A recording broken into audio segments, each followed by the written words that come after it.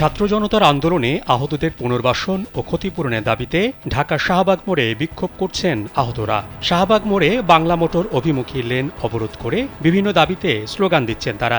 এতে ওই পথে যান চলাচল বন্ধ হয়ে যায়। সকাল থেকে শাহবাগে অবস্থান নেন আন্দোলনকারীরা।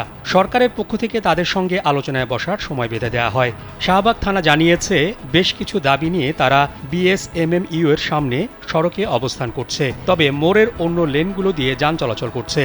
অবরোধকারীরা দাবিতে জানিয়েছেন, আহতদের দুটি ক্যাটাগরিতে বিবেচনায় নেওয়ার। যারা স্থায়ীভাবে কর্মক্ষমতা হারিয়েছে তাদের মাসিক 20,000 টাকা ভাতা, এককালীন ভাতা এবং পরিবারে দায়িত্বশীল ব্যক্তিকে সরকারি বা আধা সরকারি পর্যায়ে প্রশিক্ষণ ও কর্মসংস্থানের ব্যবস্থা করা। আহতদের মধ্যে যারা সেরে উঠেছেন তাদের ক্ষেত্রেও ভাতার ব্যবস্থা রেখে সরকারি বা আধা সরকারি প্রতিষ্ঠানে কর্মসংস্থানের ব্যবস্থা করার দাবি জানানো হয়। কোটি মানুষের আস্থার ভালোবাসায় 11 বারের মতো দেশের 1 নম্বর রেফ্রিজারেটর ব্র্যান্ড ওয়ালটন।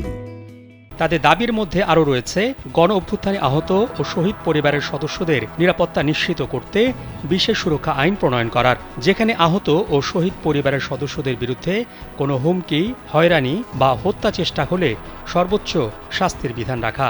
এছাড়া আহত ও শহীদ পরিবারের সদস্যদের মানসিক কাউন্সেলিং, হয়রানি প্রতিরোধ এবং সমস্যা সমাধানের জন্য টোল ফ্রি হটলাইন চালুর দাবিও রয়েছে তাদের।